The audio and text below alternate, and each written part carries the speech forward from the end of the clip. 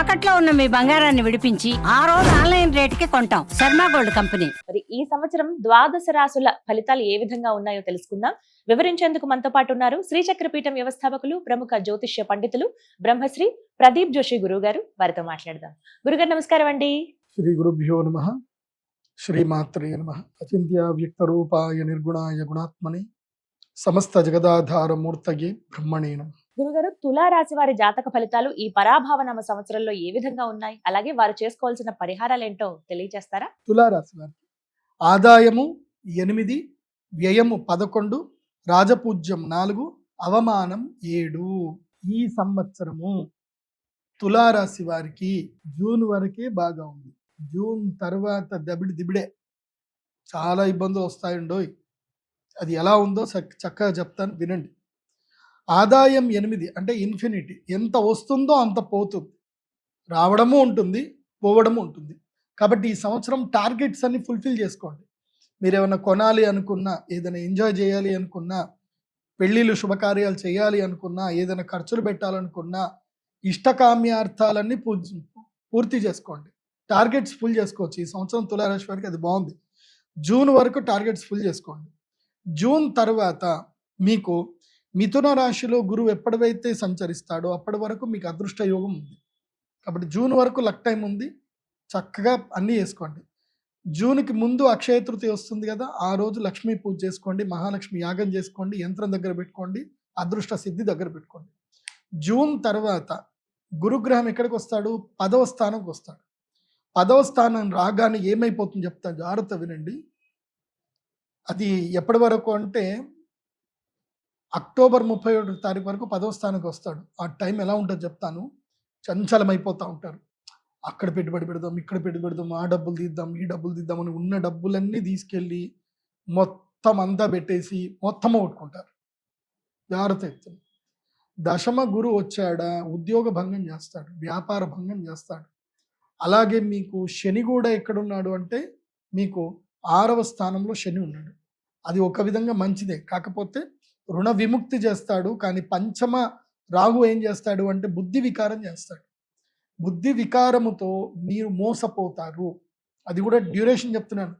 June 3వ తారీఖు నుంచి అక్టోబర్ 31వ తారీఖు లోపల మోసపోతారు. ఆ టైంలో ఏదున్నా నా దగ్గర ఏం లేవన్నట్టు ఉండండి. ఉన్న డబ్బులన్నీ తీసుకెళ్ళి ఆఫ్లైన్ అకౌంట్లో పెట్టేసేయండి. ఆ అకౌంట్కి ఎట్టి పరిస్థితుల్లో నెట్ బ్యాంకింగ్ కానీ ఏది పెట్టుకోవద్దు. డబ్బులు ఉన్నా లేవన్నట్టుగా బిహేవ్ చేయండి. మీ మైండ్ కొరుకుతూ ఉంటుంది అనమాట. డబ్బులు ఉన్నాయి, అక్కడ పెడదాం, ఇక్కడ పెడదాం అని మైండ్ మిమ్మల్ని కొరుకుతూ ఉంటుంది. ఏమీ వినకండి. ఆ గ్రహస్థితికి అట్లాగే జరుగుతుంది.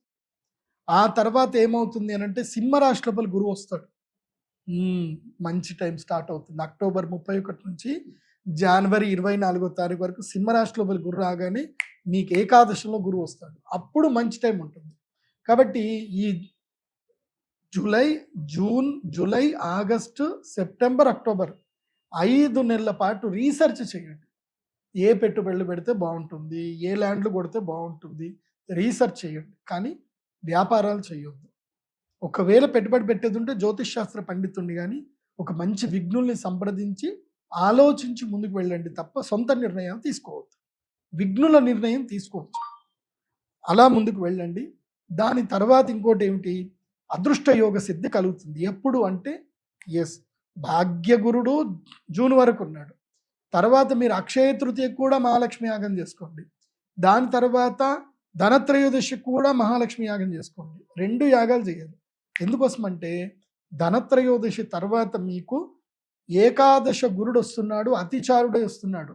3 నెలలు రాజయోగం ఉంటుంది. సూపర్ టైం మీకు జనవరి 24 వరకు.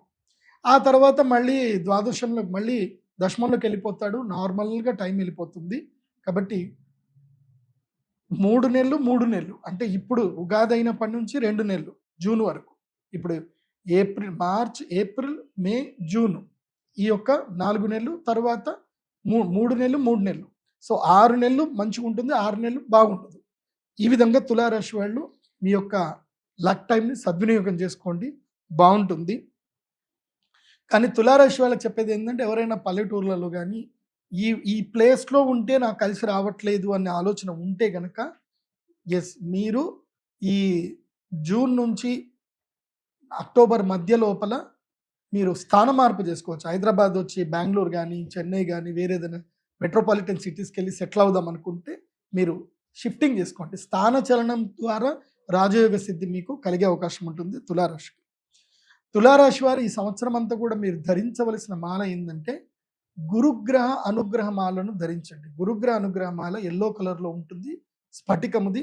ఆ మాలని ధరించండి, అన్ని శుభాలు జరుగుతాయి, భాగ్యయోగ సిద్ధి కలుగుతుంది, అంత బాగుంటుంది. మీరు చేయవలసిన యాగము శ్రీ మహాలక్ష్మి యాగము, అక్షయ తృతీయ, ధనత్రయోదశి. ఈ రెండిట్లో ఏదైనా ఒకటి సెలెక్ట్ చేసుకోండి.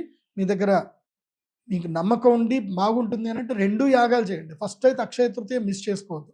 ఎందుకోసమంటే దశమ గురుడు రాగానే ఏం చేస్తాడు, ఇబ్బంది పెడతాడు కదా. అక్షయ తృతీయ యాగం చేసుకుంటే ఆ 3 నెలలు ఇబ్బంది కలగకుండా ఉంటుంది, సంపాదించినంత పోగొట్టుకుంటారు. కాబట్టి అది జరగొద్దు అని అంటే అక్షయ తృతీయ యాగం చేసుకోండి. తర్వాత రాజయోగం సిద్ధి కలగాలి అని అంటే మళ్ళీ ధనత్రయోదశి యాగం చేసుకోండి. కాబట్టి మీ date of birth, time, place తోటి pradeepjoshi.comలో మీరు మీ హోరోస్కోప్ పీడిఎఫ్ ఆర్డర్ చేసుకోండి. pradeepjoshi.com వెబ్సైట్ ద్వారానే మీరు అక్షయ తృతీయ కానీ ధనత్రయోదశి యాగానికి సంబంధించిన బుకింగ్ ఇప్పుడే చేసుకోండి. ఎందుకోసం అంటే నేను కేవలం 100 మందికి మాత్రమే అలవెన్స్ ఇస్తాను కాబట్టి 100 మందికి ఎక్కువగా అయితే ఉండదు. కాబట్టి ఇప్పుడే బుకింగ్ చేసుకొని రెడీ ఉండండి. సర్వేజన సుఖినో భవంతు. శ్రీమాత్రే నమః.